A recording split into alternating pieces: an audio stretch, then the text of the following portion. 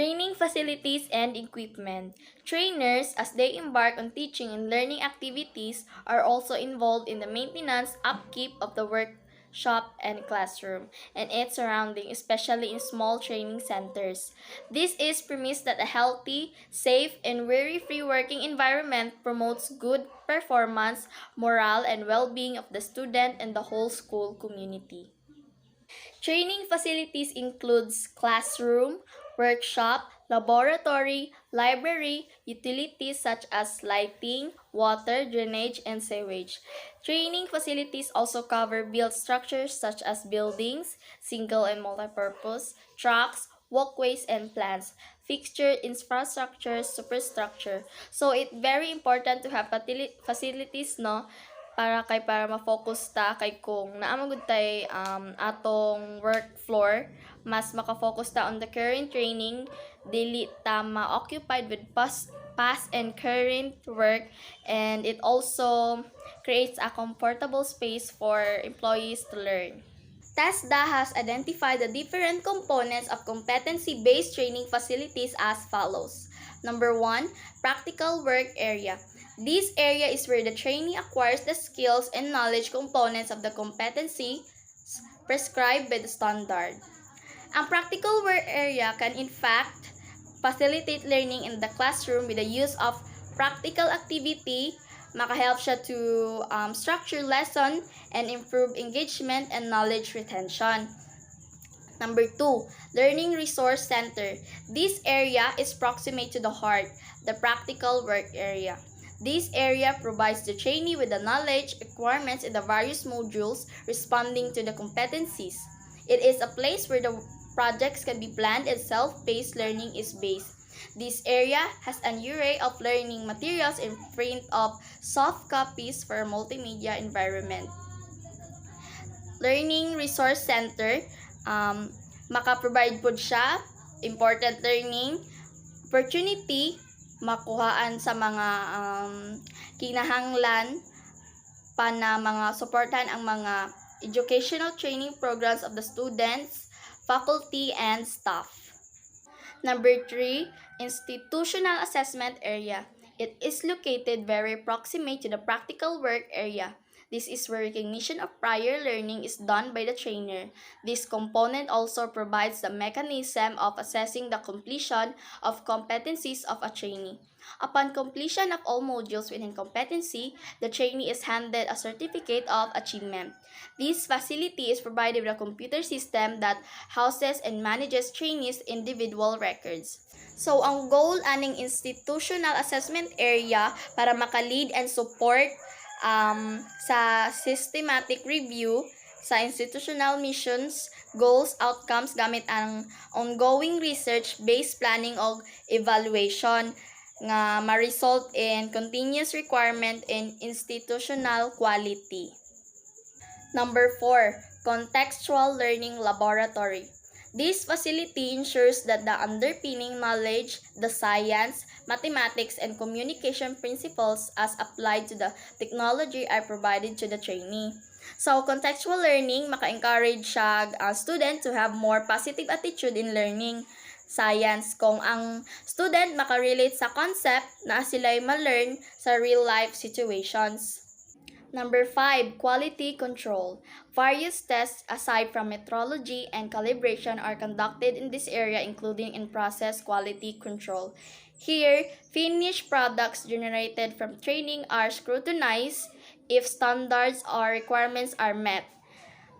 Quality control is essential para maka-build og successful business nga maka-deliver og product that meet or exceed customers' expectations. Number 6, Trainers Resource Area. This area houses the learning materials, the training regulations, and curriculum exemplars. This is also the place where instructors produce courseware training materials. Number 7, Distance Learning Area. One major issue of TVET is accessibility. This is the major objective of the component enhance accessibility of TVET. This is to enable the learning provisions outside and away from the training institution in the term of print and non-print media. At present, this is implemented in selected qualifications and training centers with internet connections. So, ang top benefit jud aning distance learning area kay education is its flexibility.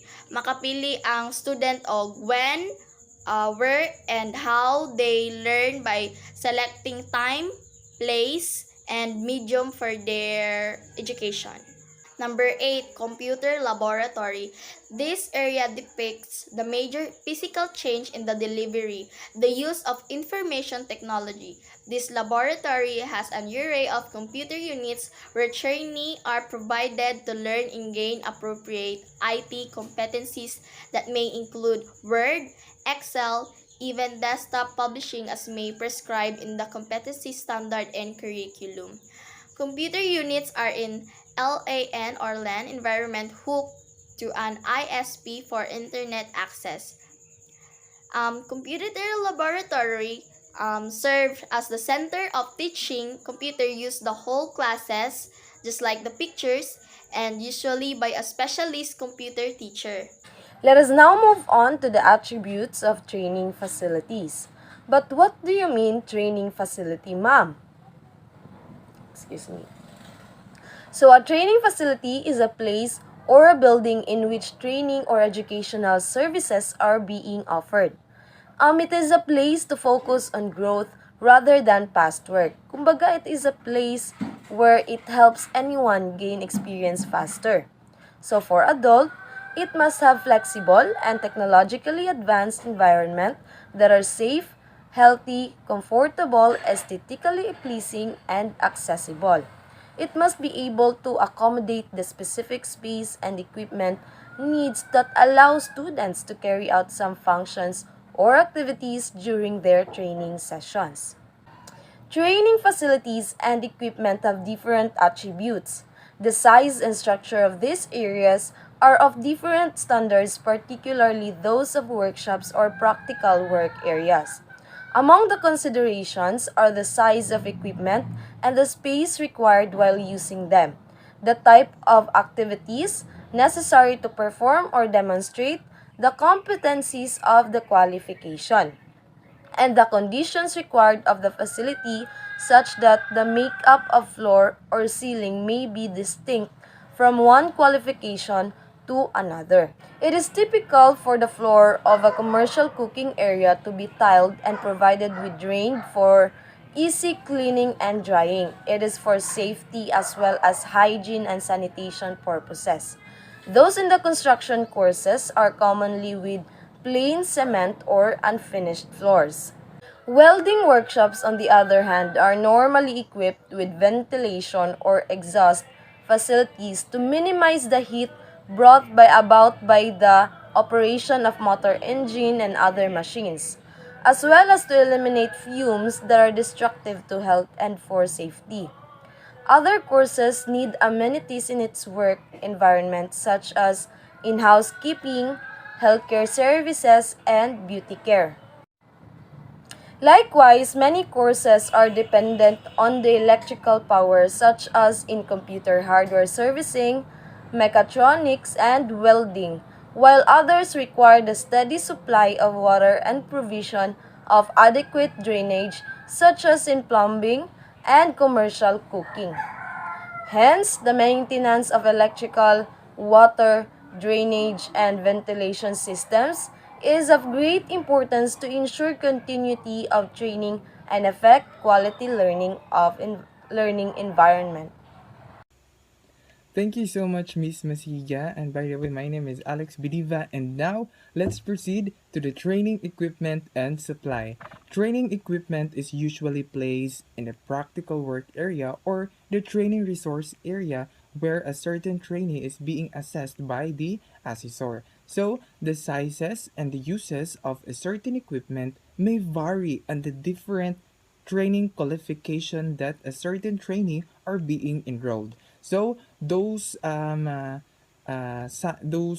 training equipment and supplies are being classified into 5 categories. First category is that large equipment or large item of equipment. So this includes the motor vehicles and sewing machine or the industrial sewing machine. So those type of equipment needs a huge and a large space or facility for them to be able to use it thoroughly. Next, we have small item of equipment. These include video or tape recorder, espresso machine. So those type of small equipment just need a small and can be placed on a small facility or a certain area. Next, we have a simple equipment such as electric fan and a floor polisher. So as what you can see in the example picture, yes, that is the example of floor polisher, which is being included in the simple equipment. Now, we have also complex equipment, which include plasma cutting machine, simulator for automotive courses. So, this type of machine needs a proper guidance for the trainer and a proper training from the trainer because this type of machine is very dangerous and need some safety precaution and of course proper knowledge and proper handling of uh, this type of machine. Next, fifth, we have equipment with significant health and safety implications. So this include the duplicator machine. This is very much more important to have that a health and safety implications for the betterment and for the safety of the um, trainee and the assessor as well. So, in order to identify and plan the maintenance activities and the schedule of equipment, it is a must and necessary for the user and the other concerned individual or office to know operation of each equipment or facility. So, it is a very must talaga no, na malaman ng mga facilitator or yung mga crew kung paano gamitin o kung paano yung proper handling of that certain equipment na nandoon sa kanilang facility. So the manual from the manufacturer or the instruction manual or the user manual is usually accompanying the tool. So makikita natin yan sa ating mga gamit. No? Kapag bumili tayo ng mga bagong gamit, so makikita natin yung mga user manual kung paano gamitin at kung ano yung proper na paggamit ng isang machine or ng isang equipment. So, it is usually accompanying the tool. So, gaya ng sabi ko, kasama iyon sa pagbili natin ng isang gamit. So, any office or institution may advise the standard operating procedure in using such tool or equipment or facility. So, the production of the procedural or instructional manual of the equipment, including the orientation or the training in the operation, handling, storing, and disposal, is therefore necessary. So, ayan. So, kasama sa orientation and kasama sa training kung paano gamitin ang isang equipment or isang machine at kasama rin dito kung paano ito alagaan, gamitin, at i-dispose ang mga bagay na tapos nang gamitin at paano ito ang proper disposal ng mga waste na kung saan ay magdudulot ng masamang epekto sa mga trainer and as well as sa mga taong nakapalibot dito. So, it is recommended that the operation of the equipment should be developed based on the manufacturer manuals, basic and common knowledge of the equipment, and be established organizational policy, rules, and regulations. The instructions on the operation must be posted or hung beside or near the equipment. So, para maiwasan yung aksidente at yung mga fatal, nire-recommenda ng TESDA or dapat ginagawa ng isang organisasyon or ng facility na i-post yung mga safety measures or yung mga dapat gawin kapag ginagamit ang isang machine or equipment. So makikita dapat ito or makikita dapat ang mga instruction or user manual kung paano gamitin kahit alam na ng trainer kung paano gamitin ang isang equipment or ang isang machine. So dapat talaga makikita ito katabi ng isang equipment yung manual o yung mga instruction kung paano gamitin ang isang equipment. So napakahalaga or it is very important to know and to analyze those instructions for the betterment of the trainee and of course para sa kaligtasan na rin ng trainee sa paggamit ng machine. And now let's proceed to the next reporter.